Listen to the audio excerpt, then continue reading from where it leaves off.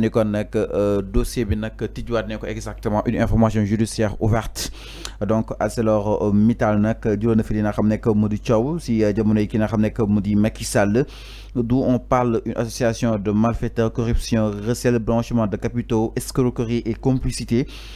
La plainte avec constitution de partie civile déposée par l'État à l'origine.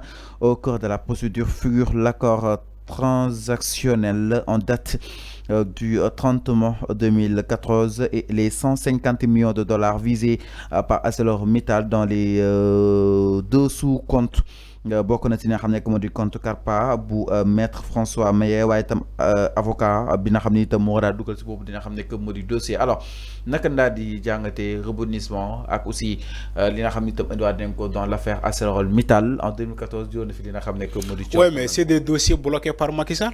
C'est des dossiers qui ont été bloqués par Macky Sall. Aujourd'hui, ces dossiers-là refassent surface. Donc, on attend la justice mu def liggéeyam. Comme on a enrôlé à nouveau ce dossier de ArcelorMittal, des dossiers Macky Sall, dossiers yi mu doon éviter, c'est des dossiers majeurs yoo xamante ne Macky Sall ñemewu ko tudd sax. ku ko tudd moom Macky Sall du la may jàmm parce que xam na lu nekk ci biir escroquerie association de malfaiteurs boobu bu ñu remonté ba ñoom ñëpp dinañ daanu dossier boobu kese dossier ArcelorMittal bi mën na daaneel ñoom ñëpp fa nekkoon ci régime boobu. Oui mën na leen daaneel ñoom ñëpp. Moi, Macky Sall évitait tellement ce dossier-là, ArcelorMittal. Mais voilà, comme l'État du Sénégal a déposé une plainte sur ça, on va voir l'évolution de la plainte. Mais ce qui est sûr, moi, ni l'aller ci dossier bobu, dinañu citer les responsabilités. Justice dina def liggéeyam parce que bëgguñu teel a citer ay tour. Comme yoon mu ngi ci liggéeyam, nañu bàyyi yoon mu liggéey sans ñu dugal suñu loxo ci les enquêtes moo tax ma ne la du ñu citer tour kenn du citer tour dañuy xaar yoon def liggéeyam bu ñu fa eggee lu feeñ sénégalais yi ñoo koy gisal seen bopp. ci dossier ArcelorMittal boobu. alors loolu moo ñu may ñu daal dugg si li nga xam ne moo di la Cour des comptes dina def li nga xam ne moo di sa publication moom li nga xam ne moo di la Cour des comptes ni ki li nga xam ne moo di mois bi en début de février la nga ko annoncé woon boobu ba tey ñu toog di ko xaare ni xam naa dinañ ko génne lu yàgg lu dara incha allah donc yokk si ArcelorMittal bi étendre si ay dossiers donc mën nañ jàpp ni tout sera démaquillé exactement devant si rapport bi nga xam ne itam la Cour des comptes dina ko daal di yëkki. Oui, on parle de dépoussiérer ces rapports-là.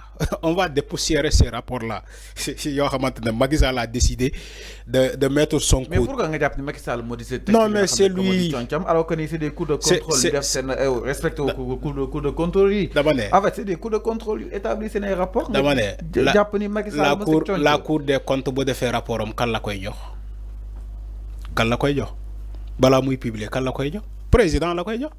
IGE président la koy jox. Non IGE ba xam naa ne président la. dama ne Cour des comptes dama ne. ak OFNAC moom yooyu yëpp. est-ce que président la dama ne Cour des comptes IGE moom président moo war a valider. dama ne Cour des comptes rapport yooyu yëpp présidence la ñuy dem. sauf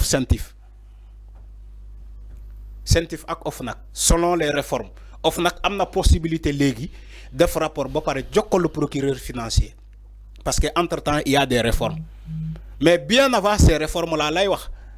La Cour des comptes day jox rapport président de la République IGE day jox rapport président de la République ainsi de suite scientifique kese mooy jox ces rapports directement au procureur loolu moo am moo tax ma ne la rapport yooyu Macky Sall moo si tegoon concom que ça soit dossier ArcelorMittal boobu que ça beaucoup de dossiers Macky Sall bëggul ñu wax ci dossier yooyu. Est-ce que lépp li war a révéler parce que xam na scandale. Là on parle de secret défense. Il y a pas ces dossiers-là n'ont rien à voir avec un secret défense. Amul benn cachet secret défense moom moo décidé de bloquer ces rapports-là pour ne pas que ñu révéler la vérité au grand jour. C'est simplement que ça.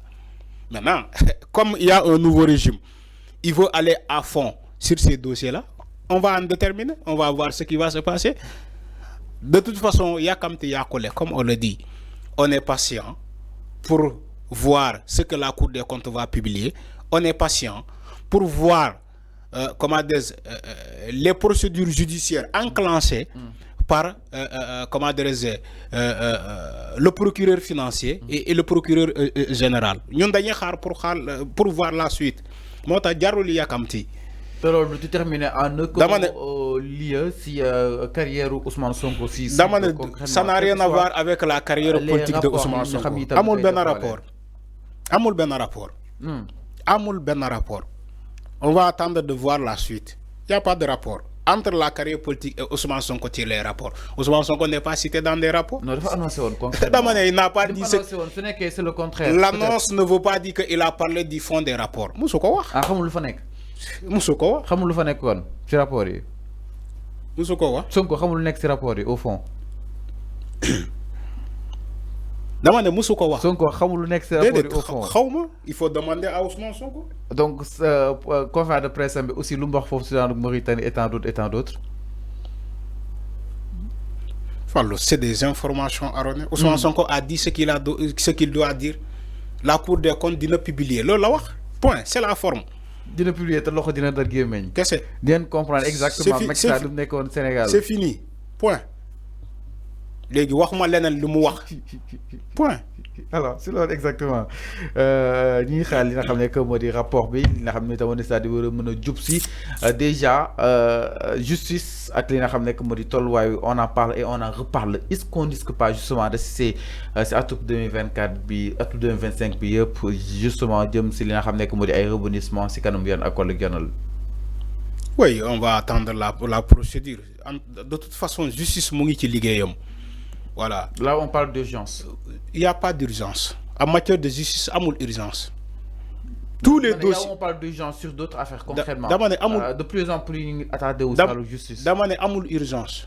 Le fonctionnement de la justice n'entrave pas le développement du pays. Au contraire, la justice fait partie du développement d'un pays, d'un État.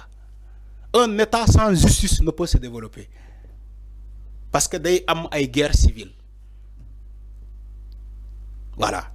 Le développement d'un pays ne peut se faire sans sa justice. Justice équitable et indépendante, transparente.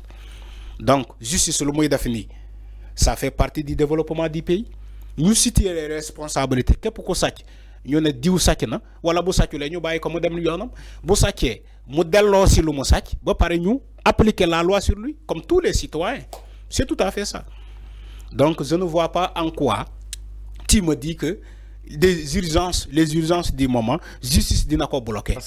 Parce que beaucoup ñu les analystes ñom Abdou et compagnie xamuñu dara. Il y a d'autres. Donc ku wax lolu demal nga ne ko Arfa ne xamoo dara. Képp ku wax lolu demal nga ne ko ma ne xamul dara. Une affaire de la justice, les affaires de la justice ne bloquent pas le développement d'un pays. Au contraire, daf koy soutenir parce que la justice c'est le support, c'est le support d'un État. C'est le support d'un État. Comme nga ne géej amul bànqaas nga féex ci géej ba nga gis bànqaas loolu mooy justice Sénégal mooy bànqaas réew mi. Donc c'est quoi la justice pour bloquer le développement du Sénégal? Loolu ku xamul mooy wax loolu.